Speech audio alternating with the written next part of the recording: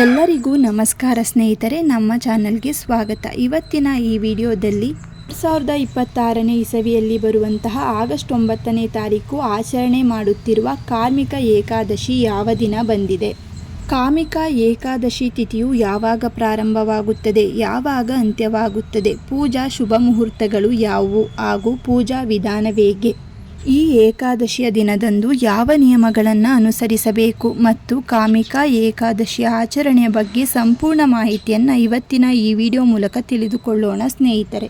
ಹಿಂದೂ ಧರ್ಮದಲ್ಲಿ ಏಕಾದಶಿ ವ್ರತಕ್ಕೆ ಬಹಳ ಮಹತ್ವವಿದೆ. ಪ್ರತಿ ತಿಂಗಳು 2 ಏಕಾದಶಿಗಳಿದ್ದು ಪ್ರತಿಯೊಂದು ಏಕಾದಶಿಗೂ ತನ್ನದೇ ಆದ ಮಹತ್ವವಿದೆ. ಏಕಾದಶಿ ದಿನವನ್ನು ಭಗವಾನ್ ವಿಷ್ಣುವಿಗೆ ಸಮರ್ಪಿಸಲಾಗಿದೆ. ಈ ದಿನ ಭಗವಾನ್ ವಿಷ್ಣುವನ್ನು ಪೂಜಿಸಲಾಗುತ್ತದೆ ಮತ್ತು ಉಪವಾಸ ವ್ರತವನ್ನು ಮಾಡಲಾಗುತ್ತದೆ. ಅಷ್ಟೇ ಅಲ್ಲದೆ ಈ ದಿನ ಉಪವಾಸವನ್ನು ಆಚರಿಸುವುದರಿಂದ ಪಾಪಗಳಿಂದ ಮುಕ್ತಿ ದೊರೆಯುತ್ತದೆ ಮತ್ತು ಇಷ್ಟಾರ್ಥಗಳು ಈಡೇರುತ್ತವೆ ಎಂಬ ನಂಬಿಕೆಯೂ ಕೂಡ ಇದೆ. ಸ್ನೇಹಿತರೆ, ಆಗಸ್ಟ್ 9, 2026 ಭಾನುವಾರದಂದು ಕಾಮಿಕ ಏಕಾದಶಿಯು ಹಿಂದೂ ಧರ್ಮದಲ್ಲಿ ಅತ್ಯಂತ ಪವಿತ್ರವಾದ ಏಕಾದಶಿಗಳಲ್ಲಿ ಒಂದಾಗಿದೆ. ಈ ಏಕಾದಶಿಯು ಆಷಾಢ ಮಾಸದ ಕೃಷ್ಣ ಪಕ್ಷದಲ್ಲಿ ಕೆಲವು ಪಂಚಾಂಗಗಳ ಪ್ರಕಾರ ಶ್ರಾವಣ ಮಾಸದಲ್ಲಿ ಆಚರಣೆ ಮಾಡುತ್ತೇವೆ. ಚಾತುರ್ಮಾಸ ಅವಧಿಯಲ್ಲಿ ಬರುವಂತಹ ಮೊದಲ ಏಕಾದಶಿ ಆಗಿರುವುದರಿಂದ ಇದರ ಮಹತ್ವ ಹೆಚ್ಚಾಗಿದೆ. ಏಕಾದಶಿ ತಿಥಿಯು ಪ್ರಾರಂಭವಾಗುವುದು ಆಗಸ್ಟ್ 8ನೇ ತಾರೀಕು 2026 ಮಧ್ಯಾಹ್ನ 1:59 ಪ್ರಾರಂಭವಾಗುತ್ತದೆ. ಏಕಾದಶಿ ತಿಥಿಯು ಮುಕ್ತಾಯಗೊಳ್ಳುವುದು ಆಗಸ್ಟ್ 9, 2026 ಬೆಳಿಗ್ಗೆ 11:04 ಮುಕ್ತಾಯಗೊಳ್ಳುತ್ತದೆ. ಏಕಾದಶಿಯ ಪಾರಣಿ ಸಮಯವೆಂದರೆ ಅಂದರೆ ಉಪವಾಸವನ್ನು ಮುರಿಯುವ ಸಮಯ ಯಾವುದು ಎಂದರೆ ಆಗಸ್ಟ್ 10ನೇ ತಾರೀಕು 2026 ಬೆಳಿಗ್ಗೆ 5:38 ಪ್ರಾರಂಭವಾಗಿ 8:37 ಕಾಲಾವಕಾಶವಿರುತ್ತದೆ. ಕಾಮಿಕ ಏಕಾದಶಿಯ ಮಹತ್ವವೆಂದರೆ ಶ್ರೀ ಮಹಾವಿಷ್ಣುವಿನ ಅವತಾರವನ್ನು ಪೂಜೆ ಮಾಡುತ್ತೇವೆ. ಶ್ರೀಧರ ರೂಪದಲ್ಲಿ ವಿಶೇಷವಾಗಿ ಆರಾಧಿಸಲಾಗುತ್ತದೆ. ಕಾಮಿಕ ಏಕಾದಶಿಯ ವ್ರತದ ಫಲಗಳು ಯಾವುವು ಎಂದರೆ ಪಾಪನಾಶಕ ವ್ರತ. ಭಕ್ತಿಯಿಂದ ಉಪವಾಸ ಮತ್ತು ಪೂಜೆ ಮಾಡುವುದರಿಂದ ತಿಳಿದೋ ತಿಳಿಯದೋ ಮಾಡಿದ ಪಾಪಗಳು ನಿವಾರಣೆಯಾಗುತ್ತದೆ. ಮೋಕ್ಷ ಪ್ರಾಪ್ತಿ. ಈ ವ್ರತವನ್ನು ಶ್ರದ್ಧೆಯಿಂದ ಆಚರಿಸುವವರಿಗೆ ವೈಕುಂಠ ಪ್ರಾಪ್ತಿಯಾಗುತ್ತದೆ ಎಂದು ಪುರಾಣಗಳಲ್ಲಿ ಕೂಡ ಉಲ್ಲೇಖಿಸಲಾಗಿದೆ. ಈ ಏಕಾದಶಿಯನ್ನು ಆಚರಣೆ ಮಾಡುವುದರಿಂದ ಪಿತೃದೋಷ ನಿವಾರಣೆಯಾಗುತ್ತದೆ. ಪೂರ್ವಜರ ಆಶೀರ್ವಾದ ದೊರೆಯುತ್ತದೆ. ಪಿತೃದೋಷಗಳು ನಿವಾರಣೆಯಾಗುತ್ತದೆ.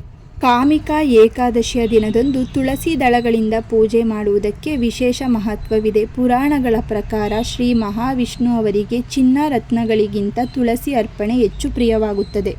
ಏಕಾದಶಿಯ ದಿನದಂದು ತ್ಯಜಿಸಬೇಕಾದಂತಹ ಕಾರ್ಯಗಳಿವು. ಅಕ್ಕಿ ಹಾಗೂ ಧಾನ್ಯ ಆಹಾರವನ್ನು ಸೇವನೆ ಮಾಡಬಾರದು. ಈರುಳ್ಳಿ ಮತ್ತು ಬೆಳ್ಳುಳ್ಳಿಯನ್ನು ಸೇವಿಸಬಾರದು. ಸುಳ್ಳು, ಕೋಪ ಮತ್ತು ಕಲಹಗಳನ್ನು ತಪ್ಪಿಸಿ ಅನಾಚಾರ ಕಾರ್ಯಗಳನ್ನು ಮಾಡಬೇಡಿ. ಕಾಮಿಕ ಏಕಾದಶಿಯ ವ್ರತಕಥೆ. ದ್ವಾಪರ ಯುಗದಲ್ಲಿ ಧರ್ಮರಾಜ ಯುಧಿಷ್ಠಿರ ಅವರಿಗೆ ಶ್ರೀಕೃಷ್ಣ ಕಾಮಿಕ ಏಕಾದಶಿಯ ಮಹಿಮೆಯನ್ನು ವಿವರಿಸುತ್ತಾರೆ. ಒಮ್ಮೆ ಒಬ್ಬ ವ್ಯಕ್ತಿ ಬ್ರಾಹ್ಮಣನ ಹತ್ಯೆ ಮಾಡಿ ಬ್ರಹ್ಮಹತ್ಯಾ ದೋಷಕ್ಕೆ ಒಳಗಾಗುತ್ತಾನೆ. ತನ್ನ ಪಾಪಗಳಿಂದ ಮುಕ್ತಿ ಪಡೆಯಲು ಮುನಿಗಳ ಸಲಹೆಯಂತೆ ಕಾಮಿಕ ಏಕಾದಶಿ ವ್ರತವನ್ನು ಭಕ್ತಿಯಿಂದ ಆಚರಣೆ ಮಾಡುತ್ತಾನೆ. ಅವನ ಭಕ್ತಿಗೆ ಮೆಚ್ಚಿದ ಶ್ರೀ ಮಹಾವಿಷ್ಣುವು ಪ್ರತ್ಯಕ್ಷನಾಗಿ ಅವನ ಪಾಪಗಳನ್ನು ಕ್ಷಮಿಸಿ ಮುಕ್ತಿ ನೀಡುತ್ತಾನೆ ಎಂಬ ಕಥೆ ಪುರಾಣಗಳಲ್ಲಿ ಉಲ್ಲೇಖವಾಗಿದೆ. ಕಾಮಿಕ ಏಕಾದಶಿಯ ಸಾರಾಂಶವೆಂದರೆ ಕಾಮಿಕ ಏಕಾದಶಿಯು ಭಕ್ತಿ, ಉಪವಾಸ ಮತ್ತು ವಿಷ್ಣು ಆರಾಧನೆಯ ಮೂಲಕ ಪುಣ್ಯ ದೊರೆಯುತ್ತದೆ. ಶಾಂತಿ ಹಾಗೂ ಆಧ್ಯಾತ್ಮಿಕ ಉನ್ನತಿಯನ್ನು ನೀಡುವ ಮಹತ್ವದ ವ್ರತವಾಗಿದೆ. ಈ ದಿನ ತುಳಸಿ ಅರ್ಚನೆ, ವಿಷ್ಣು ಸಹಸ್ರನಾಮ ಮತ್ತು ದೀಪಾರಾಧನೆ ಮಾಡಿದರೆ ವಿಶೇಷ ಫಲ ಪ್ರಾಪ್ತಿಯಾಗುತ್ತದೆ. ಗಂಗೆ ಅಥವಾ ಯಾವುದೇ ಪವಿತ್ರ ತೀರ್ಥಗಳಲ್ಲಿ ಸ್ನಾನ ಮಾಡುವುದರಿಂದ ಸಿಗುವಷ್ಟೇ ಪುಣ್ಯ ಫಲವು ಈ ಒಂದು ದಿನದ ಉಪವಾಸದಿಂದ ಸಿಗುತ್ತದೆ ಎಂದು ಪುರಾಣಗಳು ಹೇಳುತ್ತವೆ. ಅಷ್ಟೇ ಅಲ್ಲದೆ ಈ ದಿನ ಭಕ್ತಿಯಿಂದ ಉಪವಾಸವಿದ್ದು ಪೂಜೆ ಮಾಡುವುದರಿಂದ ತಿಳಿದೋ ತಿಳಿಯದೋ ಮಾಡಿದಂತಹ ಯಾವುದೇ ಮಹಾಪಾಪಗಳು, ಬ್ರಹ್ಮಹತ್ಯೆ, ಶಿಶು ಹತ್ಯೆಯಂತಹ ಪಾಪಗಳು ಸಹ ನಿವಾರಣೆಯಾಗುತ್ತವೆ. ಏಕಾದಶಿ ಪೂಜಾ ವಿಧಾನ. ಬ್ರಹ್ಮ ಮುಹೂರ್ತದಲ್ಲಿ ಎದ್ದು ಮನೆಯನ್ನು ಶುಚಿಗೊಳಿಸಿ ಸ್ನಾನವನ್ನು ಮಾಡಿಕೊಳ್ಳಬೇಕು. ಶುದ್ಧವಾದ ಬಟ್ಟೆಯನ್ನು ಧರಿಸಬೇಕು. ವಿಷ್ಣುವಿನ ಪೂಜೆಗಾಗಿ ಪೀಠವನ್ನು ಸಿದ್ಧಪಡಿಸಿಕೊಳ್ಳಬೇಕು. ಪೀಠದಲ್ಲಿ ರಂಗೋಲಿಯನ್ನು ಹಾಕಿ ಶುಚಿಗೊಳಿಸಬೇಕು. ಪೂಜೆಯ ಸ್ಥಳದಲ್ಲಿ ಕುಳಿತು ಓಂ ನಮೋ ನಾರಾಯಣ ಎಂಬ ಮಂತ್ರವನ್ನು ಜಪಿಸುತ್ತಾ ಉಪವಾಸವನ್ನು ಕಟ್ಟುನಿಟ್ಟಾಗಿ ಆಚರಿಸುವ ಸಂಕಲ್ಪ ವ್ರತವನ್ನು ಮಾಡಿಕೊಳ್ಳಬೇಕು. ತುಳಸಿ ಪೂಜೆ ಮಾಡುವ ವಿಧಾನ. ಭಗವಾನ್ ವಿಷ್ಣುವಿಗೆ ತುಳಸಿ ಎಲೆಗಳು ಅತ್ಯಂತ ಪ್ರಿಯ. ಮುಂಜಾನೆ ತುಳಸಿ ಗಿಡಕ್ಕೆ ನೀರನ್ನು ಅರ್ಪಿಸಿ ಪೂಜಿಸಿ ನಂತರವೇ ಪೂಜೆಗೆ ತುಳಸಿ ದಳಗಳನ್ನು ತೆಗೆಯಿರಿ. ಏಕಾದಶಿಯ ದಿನ ತುಳಸಿ ಎಲೆಗಳನ್ನು ಕೀಳಬಾರದು. ಇಂದಿನ ದಿನವೇ ಮುರಿದಿಟ್ಟುಕೊಂಡು ತುಳಸಿಯನ್ನು ಬಳಸಬೇಕು. ವಿಷ್ಣು ದೇವರ ಫೋಟೋ ಅಥವಾ ಮೂರ್ತಿಯ ಮುಂದೆ ದೀಪಗಳನ್ನು ಹಚ್ಚಬೇಕು. ಫೋಟೋಗೆ ಚಂದನ, ಹಳದಿ, ಹೂ ಮತ್ತು ತುಳಸಿ ದಳಗಳನ್ನು ಅರ್ಪಿಸಬೇಕು. ವಿಷ್ಣು ದೇವರ ಫೋಟೋಗೆ ಅರಿಶಿನ, ಕುಂಕುಮ, ಗಂಧ ಮತ್ತು ಹಳದಿ ಹೂಗಳನ್ನು ಅರ್ಪಣೆ ಮಾಡಬೇಕು. ಶ್ರೀ ವಿಷ್ಣು ಅಥವಾ ಶ್ರೀ ಕೃಷ್ಣ ಮೂರ್ತಿಗಳಿಗೆ ಪಂಚಾಮೃತ ಅಭಿಷೇಕ, ಶುದ್ಧ ಗಂಗಾಜಲ ಅಭಿಷೇಕವನ್ನು ಮಾಡಬೇಕು. ಮಂತ್ರ ಜಪ. ದಿನವಿಡೀ ಈ ಮಂತ್ರಗಳನ್ನು ಜಪಿಸುವುದು ಅತ್ಯಂತ ಶುಭಕರ. ಓಂ ನಮೋ ಭಗವತೆ ವಾಸುದೇವಾಯ ನಮಃ ಅಥವಾ ಹರೇ ರಾಮ ರಾಮ ರಾಮ ಹರೇ ಹರೇ ಹರೇ ಕೃಷ್ಣ ಹರೇ ಕೃಷ್ಣ ಕೃಷ್ಣ ಕೃಷ್ಣ ಹರೇ ಹರೇ ಎಂಬ ಮಂತ್ರವನ್ನು ಜಪಿಸಬೇಕು. ಹಾಗೂ ವಿಷ್ಣು ಸಹಸ್ರನಾಮ ಅಥವಾ ವಿಷ್ಣು ಮಂತ್ರಗಳನ್ನು ಪಠನೆ ಮಾಡುತ್ತಿರಬೇಕು. ನೈವೇದ್ಯಕ್ಕೆ ಹಣ್ಣುಗಳು, ಹಾಲು ಅಥವಾ ತುಪ್ಪದಿಂದ ಮಾಡಿದ ಸಿಹಿ ತಿಂಡಿಗಳನ್ನು ಅರ್ಪಣೆ ಮಾಡಬೇಕು. ನಂತರ ದ್ವಾದಶಿ ದಿನದಂದು ಪಾರಣಿ ಸಮಯ ಪಾರಾಯಣವನ್ನು ಮುಕ್ತಾಯಗೊಳಿಸಬೇಕು. ಕಾಮಿಕಾ ಏಕಾದಶಿ ವ್ರತಕಥೆಯ ಬಗ್ಗೆ ತಿಳಿದುಕೊಳ್ಳೋಣ. ಒಮ್ಮೆ ಧರ್ಮರಾಜ ಯುಧಿಷ್ಠಿರನು ಶ್ರೀಕೃಷ್ಣನನ್ನು ಕೇಳಿದನು, ಹೇ ಭಗವಂತ, ಶ್ರಾವಣ ಮಾಸದ ಕೃಷ್ಣ ಪಕ್ಷದಲ್ಲಿ ಬರುವ ಏಕಾದಶಿಯ ಮಹತ್ವವೇನು? ಆ ದಿನದ ವ್ರತದ ಫಲವೇನು ಎಂದು ಕೇಳಿದನು.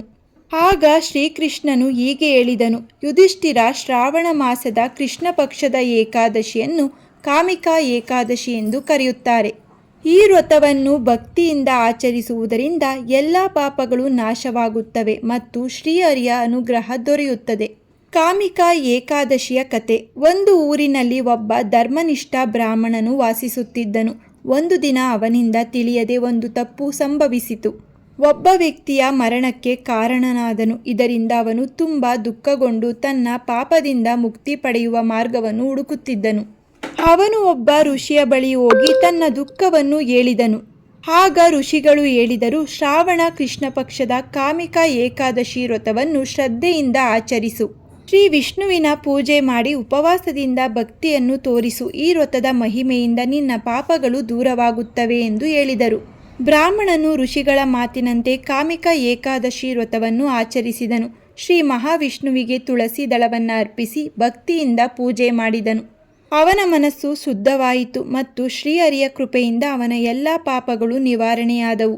ಆದ್ದರಿಂದ ಕಾಮಿಕಾ ಏಕಾದಶಿ ವ್ರತವು ಪಾಪ ಪರಿಹಾರ, ಮನಃಶಾಂತಿ ಮತ್ತು ಭಗವಂತನ ಅನುಗ್ರಹವನ್ನು ನೀಡುತ್ತದೆ ಎಂದು ಪುರಾಣಗಳಲ್ಲಿ ತಿಳಿಸಲಾಗಿದೆ. ಕಾಮಿಕಾ ಏಕಾದಶಿಯ ವ್ರತದ ಮಹತ್ವವೆಂದರೆ ಶ್ರೀ ಮಹಾವಿಷ್ಣುವಿನ ಕೃಪೆ ದೊರೆಯುತ್ತದೆ. ಪಾಪಕರ್ಮಗಳ ನಿವಾರಣೆಗೆ ಸಹಾಯಕವೆಂದು ನಂಬಲಾಗಿದೆ. ಕುಟುಂಬದ ಸುಖ, ಶಾಂತಿ ಮತ್ತು ಸಮೃದ್ಧಿಗಾಗಿ ಪ್ರಾರ್ಥನೆ ಮಾಡಲಾಗುತ್ತದೆ. ಈ ದಿನದಂದು ಭಕ್ತಿ ಮತ್ತು ಆತ್ಮಶುದ್ಧಿಗೆ ಈ ವ್ರತವನ್ನು ಆಚರಣೆ ಮಾಡಬೇಕು. ಸ್ನೇಹಿತರೆ, ಇವತ್ತಿನ ಈ ವಿಡಿಯೋದಲ್ಲಿ ಕಾಮಿಕಾ ಏಕಾದಶಿ ಆಚರಣೆ 2026ರಲ್ಲಿ ಯಾವ ದಿನ ಆಚರಣೆ ಮಾಡಬೇಕು, ಯಾವ ದಿನ ಬಂದಿದೆ, ಕಾಮಿಕಾ ಏಕಾದಶಿಯಲ್ಲಿ ಯಾವ ರೀತಿ ಉಪವಾಸವನ್ನು ಮಾಡಬೇಕು, ಕಾಮಿಕಾ ಏಕಾದಶಿ ತಿಥಿಯು ಯಾವಾಗ ಪ್ರಾರಂಭವಾಗುತ್ತದೆ, ಯಾವಾಗ ಅಂತ್ಯವಾಗುತ್ತದೆ, ಪೂಜಾ ಶುಭ ಮುಹೂರ್ತಗಳು ಯಾವುವು ಹಾಗೂ ಪೂಜಾ ವಿಧಾನವೇನು, ಈ ದಿನ ಯಾವ ನಿಯಮಗಳನ್ನು ಅನುಸರಿಸಬೇಕು ಮತ್ತು ಈ ಕಾಮಿಕಾ ಏಕಾದಶಿಯ ಆಚರಣೆಯ ಬಗ್ಗೆ ಸಂಪೂರ್ಣವಾಗಿ ಇವತ್ತಿನ ಈ ವಿಡಿಯೋ ಮೂಲಕ ತಿಳಿಸಿದ್ದೇವೆ. ಸ್ನೇಹಿತರೆ, ಇವತ್ತಿನ ಈ ಮಾಹಿತಿ ನಿಮಗೆ ಇಷ್ಟವಾಗಿದ್ದಲ್ಲಿ ಈ ವಿಡಿಯೋವನ್ನು ಲೈಕ್ ಮಾಡಿ, ಹಾಗೆ ನಿಮ್ಮ ಫ್ಯಾಮಿಲಿ ಮತ್ತು ಫ್ರೆಂಡ್ಗೆ ಶೇರ್ ಮಾಡಿ. ಇದೇ ರೀತಿಯ ಮತ್ತಷ್ಟು ಮಾಹಿತಿಗಾಗಿ ನಮ್ಮ ಚಾನಲನ್ನು ಸಬ್ಸ್ಕ್ರೈಬ್ ಮಾಡಿಕೊಳ್ಳಿ. ಮತ್ತೆ ಸಿಗೋಣ ಮತ್ತೊಂದು ವಿಡಿಯೋದಲ್ಲಿ. ಎಲ್ಲರಿಗೂ ಧನ್ಯವಾದಗಳು.